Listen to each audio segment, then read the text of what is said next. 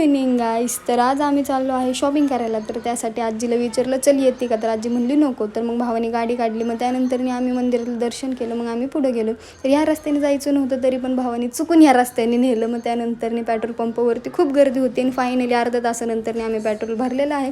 त्यानंतर आलो मुलचंदला आणि मुलचंदचा स्टाफ एवढा भंगार होता ना, मला तर काय आवडलं नाही. आणि त्यांना दाखवू म्हणलं तरी दाखवत नव्हते ते. मग त्यानंतर मी 2-3 ड्रेस बघितले. त्यातला एक मला आवडला होता, तो घालून बघितला. तर त्याचा गळा खूप खाली येत होता, म्हणून मग मी नाही घेतला. मग त्यानंतर मग माझं भावाने आम्ही आलो.